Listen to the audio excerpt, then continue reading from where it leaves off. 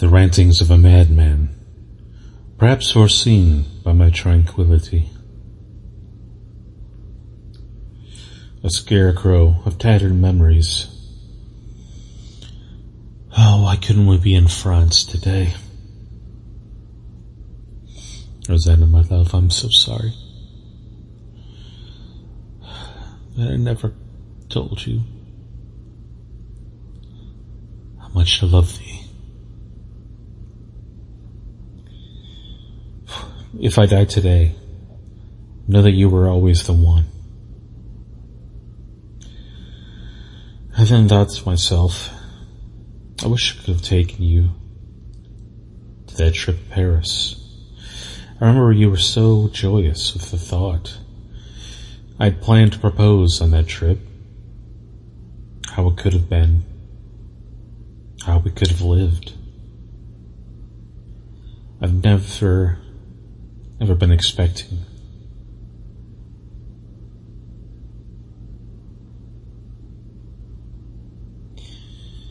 I hear my brother approach.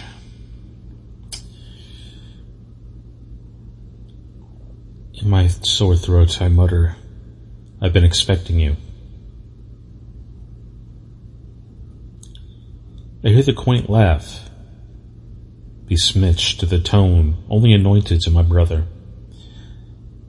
At last he comes, face to me, with that smile, that damn smile. He has the posture and demeanor of a wild animal, pacing back and forth. One that injures its prey, then watching in glee as it cannot escape, knowing its inevitable fate, playing with your food, so to speak. At this moment I felt like a bear in a steel trap. But perhaps, if I still had the strength, I could outwit him. As I always have in chess matches throughout our childhood. I often excelled at academics. In fact, he would resent me for that my entire life. For as he acted on emotion, I acted more so in the big picture and logic. Well, Joseph, you have me here. Why could you not talk to me?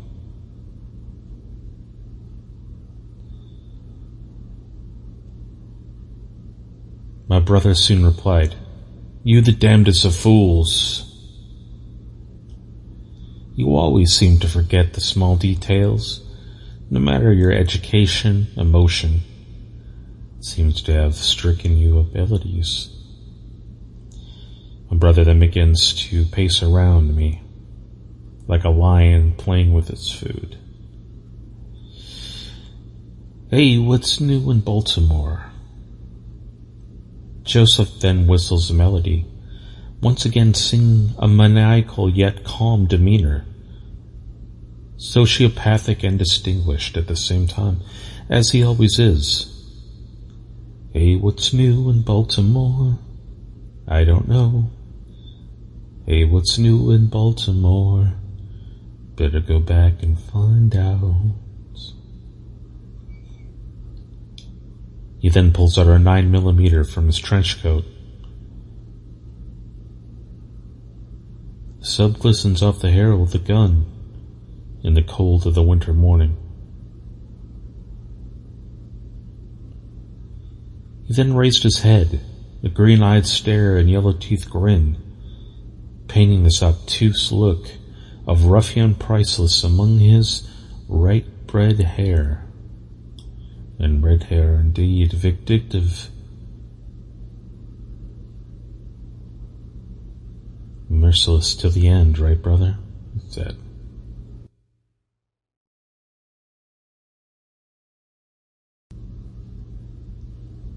Joseph paced back and forth, with the grimace and body language of a vulture waiting to descend unto a meal. Cold, glassy, hungry stare, beyond which lied an empty soul. If I cannot have her, no one will. He yelled at me in the states of the gravita, breath visible in the cold Maryland winter air, among the trees of Lincoln Park. You're a real pain in the ass for making me walk all the way down here. If you would have only just gotten in the car, as I asked you to, we both would have been in a warmer place. Joseph continued to say, but you had to run from me. You saw my gun. You saw you had to. Well, you know why? Pinned against this tree. And I walk all the way the fuck back down here. With an axe to dispose of you properly. It's more methodical that way. Easier to discard. But then again, here you are. Still as fucking stubborn in death as you are in life. Under his teeth, he mutters and laughs.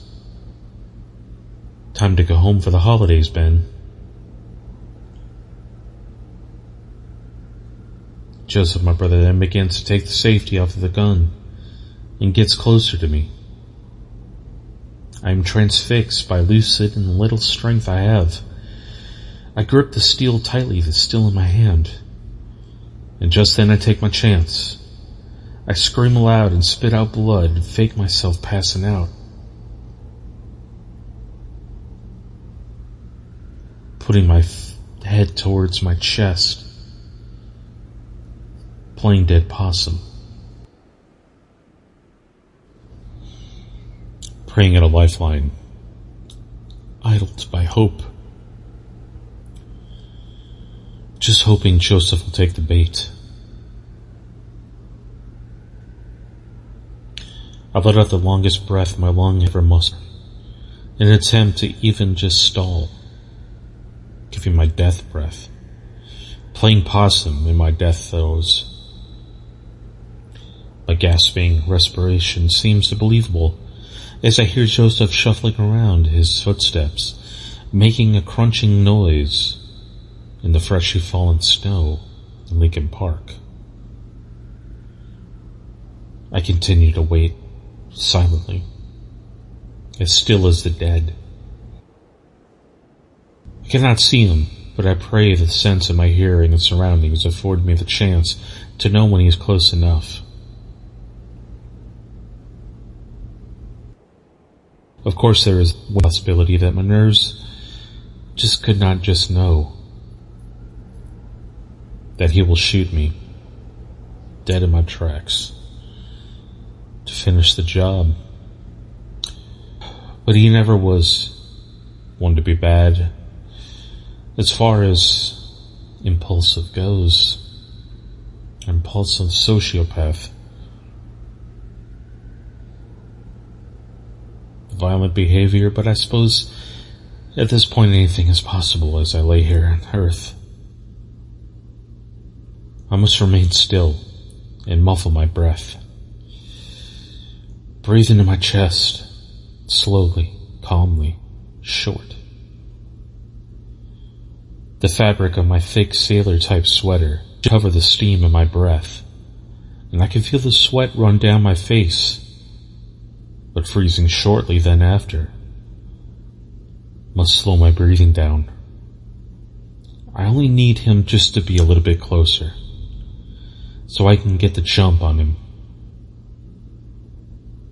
If it's my last dying breath, I'll be happy when he's gone, and cannot hurt Rosanna nor another soul. This is it, get ready. I take one slow scent of the tulip poplars. Sweet yet spicy scent. Amid this December winter, maybe this will be the last thing I do. But I hear him. I feel him. Just inches away. I feel this trembling left hand upon my neck to check for my pulse. You did come. You did check and fall for the bait. Immediately I strike. Opening my eyes, I see the steel has connected to his throat. The warmth of the blood on my face was terrifying, dysphoric. Sense of relief and dread at the same time, plunging me into a daylit nightmare. I had to gather the last of my strength to grab the gun from his right hand, and I watched as he gasped for his breath. 1, 2, 3, and he was breathing no more. Stumbling into the snow, leaving a blood trail, covered the snow terrain like an art piece, or perhaps this red scarlet will be the final remains. And I'm dying, getting dizzy, feel faint. Vision is blurry. My last of strength. I fired my gun into the air that I took from Joseph. With all the strength it took, I exhaled my last breath. Be well wherever you may roam. My raspy voice hollows and bellows into the air. I then pass out. Darkness. Just silence. Until I'm awoken by the sound of ECG. I recognize it. How long was I out for? My thoughts muttered and turned. And the wheel, the ticking of the clock. How long is I out for? I begin to breathing into a mask. Tubby snug onto my face. I feel the IV tubes in my arm. Can't seem to open my eyes. I'm in a hospital. The sounds of vitals and oxygen supply are almost humming. Sort of slow serenade, a 4/4 waltz of rhythmic pattern, so to speak. The polka of those dire. It feels so good to hear. It's a comfort feeling of the activity.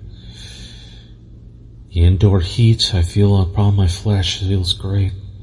A microtech womb security. I forgot what personal safety was for a moment.